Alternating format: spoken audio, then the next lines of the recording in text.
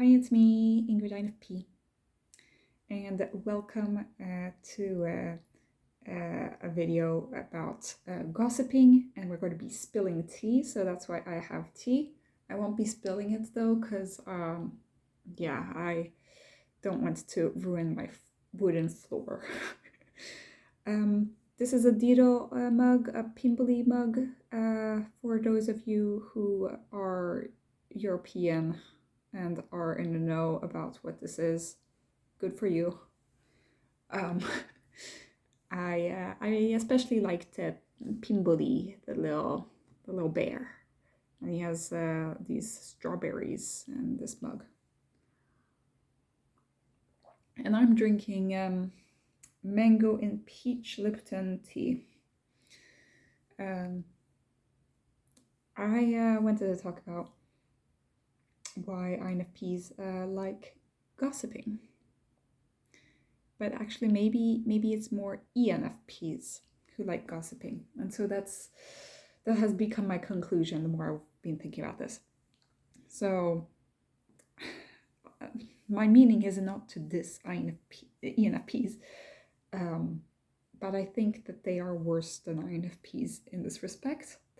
But INFPs can gossip too, okay? Gossiping is not limited to, SJs, ESFJs, which is like, the stereotype is that a gossiping person is an extrovert, and that it would be sensing feeling. So ESFJ, ESFP would be the ideal gossip. And then maybe ISFJ would be a person who likes to gossip, who's an introvert. And, there are certain types that are more stereotyped as gossipers, and INFPs aren't. When actually I think that they have a capacity for that. I absolutely do. Because I don't always feel like gossip is bad. I think that a whole part of socializing is about gossiping. Because that is a reason why language was developed, was so that humans would be able to talk about other people. You don't need to, gossip doesn't always have to be malicious, Sometimes you just want to share information about other people with other people. And I think that ENFPs especially, but INFPs to a lesser degree, we are all about telling the truth and trying to connect people. And so we sometimes mess up in this, and that we connect people that shouldn't, we share information about other people that maybe other people shouldn't be knowing, and we might be spreading secrets that we shouldn't be spreading. I think in general INFPs are pretty trustworthy in keeping secrets. But there are certain situations where it's like, well, if we're not 100% sure that it's somebody's secret and that we aren't super close friends with a person, we might accidentally spread some kind of information that other people don't want us to share. And that's, I think that INFPs, we save ourselves from that because we're introverted, so we don't really feel the need to share everything about our lives to everybody. We might share to certain specific people, and only after we've thought about it for a while. But ENFPs have less of a filter, So the thing that I would like, the example that I would give is Anne with an E, Anne of Green Gables. There's a situation where she talks about another person, and she accidentally says something that was very personal to one of the people there, which led to a lot of problems for that person, because then everybody knew. And well, Anne and gets into trouble about that, but she is an ENFP. She just talks. She's just a chatterbox, talks all the time, and is always in her own dreams. But yeah, in the end, it wasn't the ESFJ or like the people who are the gossip of the town that are revealing the people's worst secrets. It's actually the ENFP who does it. And I can see my younger self like doing that. And I think I have done this a few times. And it's not like sometimes I do it because I'm not sure how much of a secret it is to the person. And sometimes I think, well, it doesn't matter if this person knows because I trust this person. But you can't trust people with not sharing secrets because you yourself are a hypocrite and have spread a person's secrets. And they thought that they could trust you by telling you something. So I think that I inadvertently sometimes spread gossip without really understanding that it's gossip. It's not like I like drama. INFPs, I think that we run away from drama as much as we can.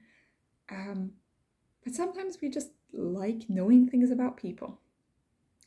When I was a younger person, I wanted to be a journalist before I went into the whole medical route.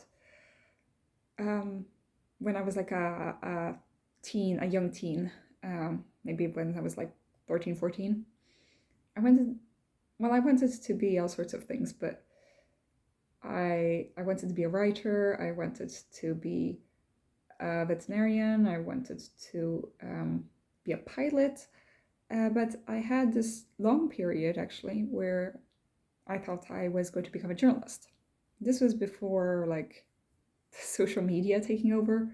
Like, gosh, I feel old, but it's like I was thinking of like, learning. And so the question is like, why did I want to become a journalist? Well, the reason was because I wanted to know things before everybody else. I thought that it was like really exciting to get the first-hand information, gossip. So I thought that that by being a journalist, I would get all the information and then I would share it with everybody, And so that was my reasoning for wanting to be a journalist. Also, I liked writing, so I thought that that would be pretty cool, and I would be able to see a lot of new things and meet a lot of new people and that kind of thing. I wasn't thinking of becoming a grand reporter, like going to war-torn countries and such. It was more like I wanted to, do like the event column of the of a magazine or something, where like I'm the first person to know of when these musical events are happening, that kind of thing. And I realized like, wow, a journalist is kind of like the job that's a gossiper would choose, because that's kind of what your thing is. The only difference is that you're not just going on rumors, you're actually like getting the facts right and trying to be objective in your telling of the story. But yeah, I probably was a gossip. I mean, I don't like when rumors are spread, but I want to know the truth, And I think sometimes it's important for other people to know what other people are doing, and it's like I don't want there to be secrets, I want things to be transparent and out in the open, and sometimes some things should be kept a secret, and instead I go online and spread stupid things, and that has led to a lot of trouble for me. I have gotten much better at this, but yeah. So I I have done this quite a bit, but it's getting less and less with time. It's just that I just enjoy talking about people, and because that is what I'm interested in, and so that's why sometimes it gets difficult to find a conversation topic that excites me without mentioning other people. And this YouTube channel is an exercise in this, because I try not to reveal too much about my friends and family, but then I end up revealing things that maybe people in my life wouldn't want me to be sharing on the internet for everybody to know. So yeah, that's a thing. There was an ENFP doctor that used to work at my workplace, which I never actually worked with, but this ESFJ co-worker of mine who, like, she basically is my extra mom at my workplace. She told me, like, yeah, this doctor is back in town. Come and join him and me so that we can like drink some hot chocolate. So we went and had coffee and hot chocolate, and he started telling me about his life and such. And as a typical ENFP, he was really bubbly and could do a lot of different people's accents and that kind of thing. And he went on to, like, he was hilarious. I mean, ENFPs are hilarious. I just laughed and laughed and laughed. I'm always laughing when I'm around ENFPs, but there's a subtle mean tone sometimes to the things that ENFPs say, but they're not aware that they're doing it. You know, they're just like think that they're going into this big story. I've made a video before about, do INFPs make people into caricatures? Well, I think ENFPs do this too, and the people in the end aren't real anymore, you know, in your mind while you're talking about them. They're more just like a piece in your story, and that can be pretty dehumanizing, but that's not the reason why ENFPs and INFPs do it. It's because a story is not factual, and so we see life as a story, and sometimes things can get a little bit confused in our heads, you know. So we might not really have the details, but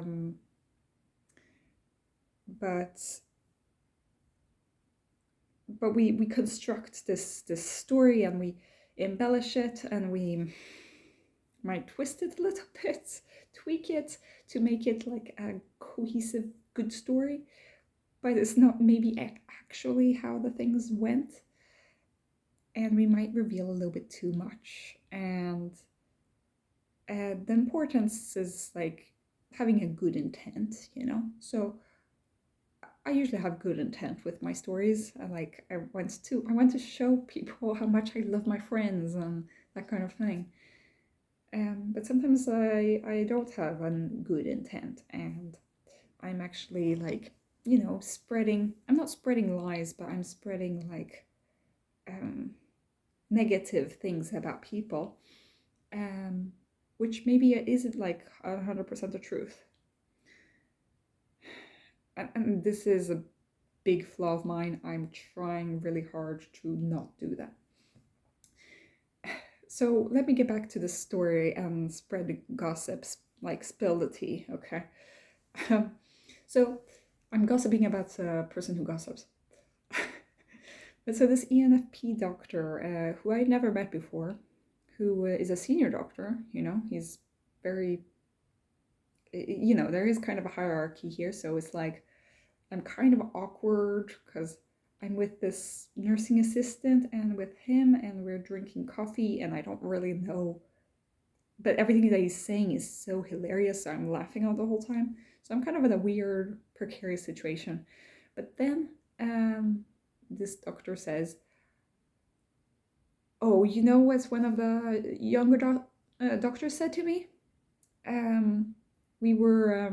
He said that we were going to look at a strep throat. He said as a senior doctor, he wanted to show the younger doctor what a strep throat looked like. And he was like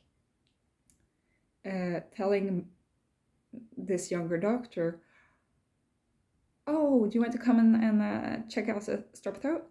And then this younger doctor was like, yeah, no thanks, I've already seen enough strep throats.